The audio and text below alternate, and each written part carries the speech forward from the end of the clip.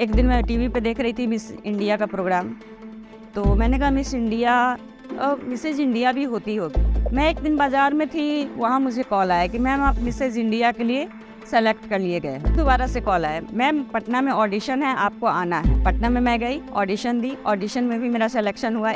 Talent round के लिए मैं खड़ी हुई और मैं फेंट कर गई। जब मेरी आँख खुली तो मैं एम्बुलेंस में, ऑक्सीजन लगा हुआ था, सलाइन चल रहा था। नमस्कार, मैं राजनंदिनी, मैं मुजफ्फरपुर से हूँ। मेरा मायका सीतामढ़ी है। 3 भाई की इकलौती बहन हूँ मैं।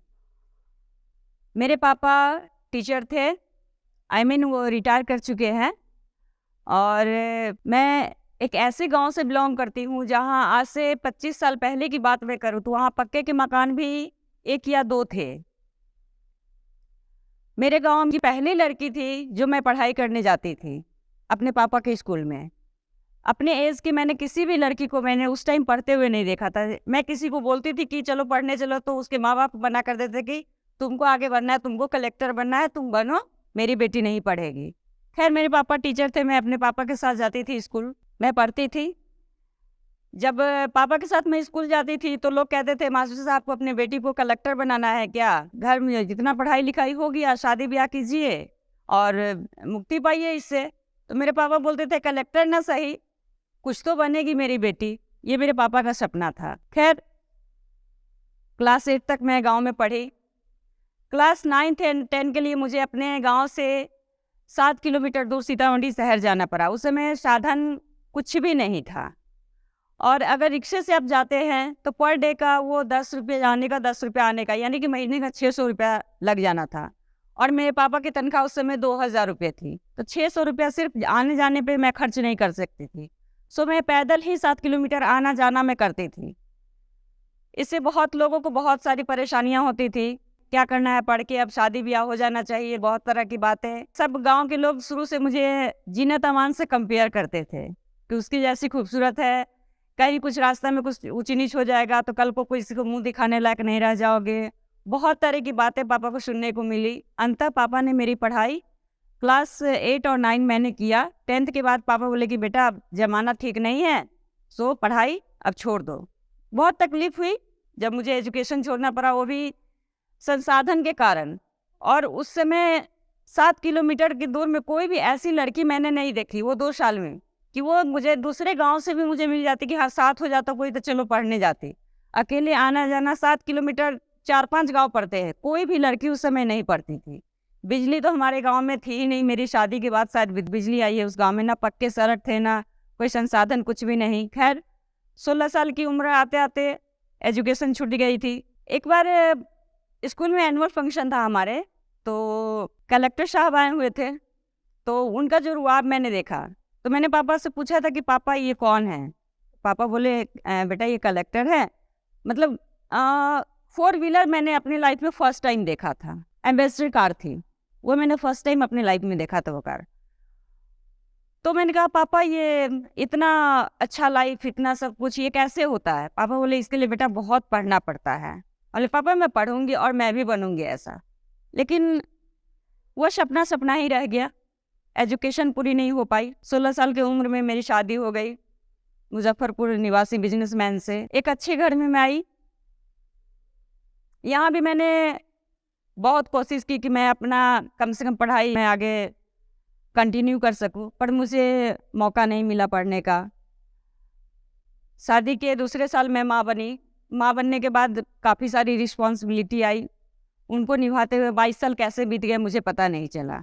तब तक बहुत सारे चेंज हुए लाइफ में, बहुत कुछ बदलाव हुआ। 22 साल के बाद एक दिन मैं टीवी पे देख रही थी मिस इंडिया का प्रोग्राम, तो मैंने कहा मिसेज इंडिया भी होती होगी। थोड़ी सी क्यूरियोसिटी थी मन में अभी भी कि हाँ कुछ शायद मैं कर सकती हूँ लाइफ में, कुछ आगे बढ़ सकती हूँ। मैंने गूगल पे सर्च किया, मुझे 2-3 ऑप्शन मिले, उसमें कुछ फॉर्म थे, मैंने फॉर्म सबमिट कर दिया। सबमिट करके मैं भूल गया, मैंने कहा ऐसे ही होगा, ऐसा कुछ होता नहीं होगा। मैं एक दिन बाज़ार में थी अपने हस्बैंड के साथ, एक मेडिकल शॉप पे कुछ मेडिसिन ले रही थी। वहाँ मुझे कॉल आया कि मैम आप मिसेज इंडिया के लिए सेलेक्ट कर लिए गए हैं। मैंने कहा मजाक कर रहे हैं क्या? तो बोले नहीं मैम, मैं डिवालिशियस ग्रुप से बोल रहा हूँ, आप मिसेज इंडिया के लिए सेलेक्ट की गई हैं, आपका ऑडिशन पटना में होगा। फ़ोन कट गया। हस्बैंड पूछे कि कॉल किसका है? मैंने बोला कि मिसेज इंडिया के लिए मैं सेलेक्ट हो गई हूँ, उसी का कॉल है। तो हस्बैंड मेरे बोले कि जगह और टाइम देखकर मजाक किया करो, ये कोई टाइम और कोई जगह नहीं। हम बोले नहीं, सच में मिसेज इंडिया के लिए मेरा सिलेक्शन हो गया है।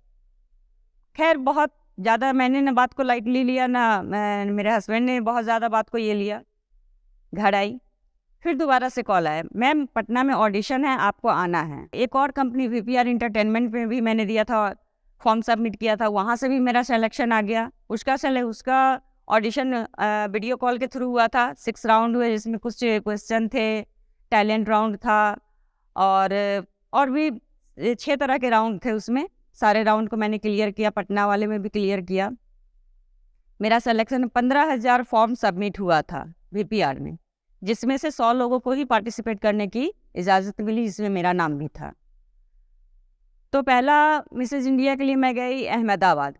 वहाँ काफ़ी कुछ सीखने को मिला, काफ़ी दोस्त बने, बहुत अच्छा परफॉर्मेंस रहा, सब कुछ रहा।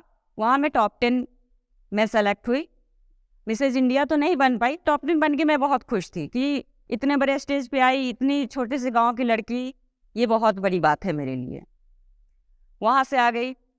उसके बाद डिवालिशियस का जब टाइम आया, तो डिवालिशियस में मुझे मिसेज इंडिया का खिताब मिला। अहमदाबाद का एक्सपीरियंस मुझे यहाँ ज़्यादा काम आया, और मेरा चयन मिसेज यूनिवर्स के लिए हो गया वहीं पे। मिसेज यूनिवर्स के लिए जब मेरा चयन हुआ, तो मैं एक पल को मैंने अपने कदम को पीछे मैंने खींच लिया। मैंने बोला सर मैं मिसेज यूनिवर्स के लिए नहीं जाऊँगी। तो बोले इसका रीज़न बताओ क्या है? हम बोले सर उसमें इंग्लिश बोलना पड़ता है, मुझे इंग्लिश नहीं आती है, क्योंकि मेरी एजुकेशन इनकम्प्लीट रह गई है लाइफ में, और मैं सरकारी स्कूल से पढ़ी लिखी हूँ। उस समय साधन नहीं था कि मैं प्राइवेट स्कूल से पढ़ सकूँ, ऐसा कोई सुविधा नहीं था। सो मैं नहीं जा पाऊँगी। तो सर बोले ठीक है, आप 10 मिनट के बाद आप मेरे से ड्राइंग रूम में मिलो। मैं गई, तो सर और मैम दोनों थे। बोले अब बताओ प्रॉब्लम क्या है? बोले सर वही प्रॉब्लम वही है कि मैं मिसेज यूनिवर्स के लिए नहीं जा रही हूँ, क्योंकि उसमें टोटल 7 कंट्री की महिलाएं पार्टिसिपेट कर रही थी। तो बोले प्रॉब्लम क्या? बोले सर इंग्लिश प्रॉब्लम है, सबसे बड़ी प्रॉब्लम है, मुझे इंग्लिश नहीं आती। वहाँ क्वेश्चन पूछे जाएंगे इंग्लिश में, सारा परफॉर्मेंस होगा इंग्लिश में, मुझसे नहीं होगा। तो बोले अच्छा एक बताओ, तो अमेरिका से जो औरत पार्टिसिपेट कर रही है वो किस लैंग्वेज में करेगी? हम बोले ऑफकोर्स सर वो अमेरिका के राष्ट्रभाषा में करेगी, जो राष्ट्रीय भाषा होगी। तो जो यहाँ कनाडा की आ रही है, बाकी सब देशों की जो आ रही है, वो किस भाषा में करेंगे? बोले सर अपने राष्ट्रीय भाषा में। तो हमारी राष्ट्रभाषा क्या है? मैंने बोला सर हिंदी। तो बोले बस फिर डर किस बात का है तुमको? तुमसे क्वेश्चन हिंदी में ही पूछे जाएंगे, जो जज बैठे होंगे उनको जवाब देने के लिए अलग बैठे हुए हैं ट्रांसलेट करके। तुमसे क्वेश्चन हिंदी में पूछे जाएंगे, तुमको जवाब भी हिंदी में ही देना। अगर तुम्हें इंग्लिश आती भी होती तो भी इंग्लिश बोलने की परमिशन नहीं है तुम्हें। वो सर का एक लाइन कि इंग्लिश बोलने की परमिशन तुम्हें नहीं है और तुम्हें हिंदी में ही जवाब देना है। मैंने कहा सर अगर ऐसा है तो आप तैयारी रखिए, ताज में इंडिया के नाम में करके रहूँगी। वो हौसला मुझे आया। 2 साल कोरोना के कारण प्रोग्राम हुआ नहीं, प्रोग्राम यूएस में होना था, नहीं हुआ। लास्ट जयपुर में लास्ट ईयर 2022 में प्रोग्राम हुआ, जहाँ टोटल इंक्लूडिंग इंडिया 7 कंट्री की महिलाओं ने पार्टिसिपेट किया। वहाँ मैं गई।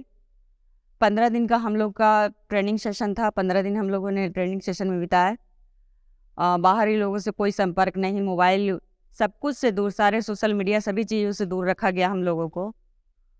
बहुत मेहनत थी और मैंने शायद कुछ ज़्यादा ही दिल पे ले लिया था। सो परफॉर्मेंस से ठीक टैलेंट राउंड के लिए मैं खड़ी हुई और मैं फेंट कर गई। जब मेरी आँख खुली तो मैं एम्बुलेंस में, ऑक्सीजन लगा हुआ था, सलाइन चल रहा था और अंदर परफॉर्मेंस चल रहे थे।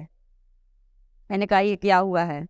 तो आपको साइलेंट हार्ट अटैक आया, आप परफॉर्म नहीं कर सकती हैं। मैंने अपने मन में सोचा कि अगर मैं जिद करूंगी तो ये लोग तो जाने देंगे नहीं। फिर मैंने बोला अच्छा ठीक है, मैं नहीं जा सकती हूँ। तो नहीं, आपको साइलेंट हार्ट अटैक आया, हम इतना बड़ा रिस्क नहीं ले सकते हैं।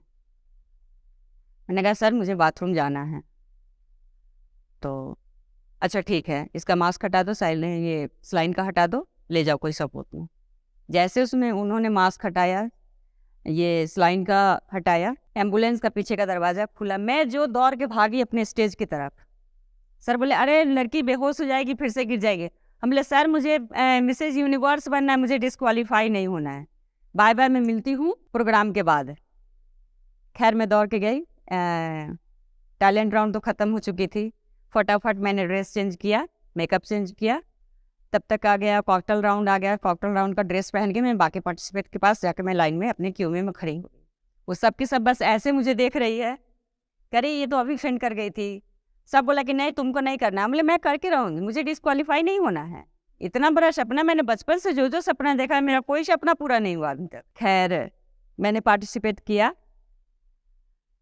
उसके बाद मैं गई वहाँ, इवनिंग गाउन राउंड हुआ, सब कुछ हुआ और अंततः अपनी हाजिरी जवाब के कारण जो भी सवाल जजेस ने पूछे उसके जवाब, सिंपल जवाब ना दे करके मैंने उस जवाब को थोड़ा इंटरेस्टिंग बना करके मैंने दिया, जिसके कारण मुझे यूनिवर्स 2022 चुना गया। और बनने के बाद काफ़ी खुशी हुई। उसमें भी लोगों को जब मैं जा रही थी तो थोड़ी सी थी कि जब इतना दिन कुछ नहीं की तो अब मिसेज यूनिवर्स में जा कर के क्या, अपने अगर देसी लैंग्वेज में बोला जाए तो क्या कर लोगी, बहुत गलत वर्ड का लोगों ने यूज़ किया। हम ले चलिए एक मौका है, खुद को दे के देखते हैं, शायद यहाँ से मेरी ज़िंदगी आगे संवर जाए, कुछ अच्छा हो जाए। तो जीत के जब आई, जो लोग बुराई कर रहे थे, जो लोग बातें सुना रहे थे, सबसे पहले जब मैं घर पहुँची तो देखी मैं बुक के लेके वही लोग खड़े हैं वेलकम करने के लिए। तो ये बात जानकर मुझे बहुत खुशी हुई। मैं इस काबिल हो गई हूँ कि जो स्टक के मंच में मैं खड़ी हूँ, जीतने के बाद आई हूँ, सबका सपोर्ट है, बेटा का सपोर्ट पूरा रहता है, हस्बैंड का सपोर्ट रहता है। और महिलाओं को मैं एक ही बात चलते चलते कहना चाहूँगी कि लोग कहते हैं मैं महिलाओं को फ्री कर दिया हूँ। जनरली उसके हस्बैंड बोलते हैं कि मैं फ्री कर दिया हूँ। फ्री नहीं करते हैं, वो बोलते हैं मैंने परमिशन दिया तभी तो ये कर रही है। तो परमिशन आज भी हस्बैंड देते हैं। तो अगर लाइफ में अगर कुछ करना है तो खुद में हिम्मत लानी पड़ेगी, वरना सपोर्ट आपको कोई नहीं करता है। आपको खुद अपना सपोर्ट करना है, तभी आप आगे बढ़ पाओगे।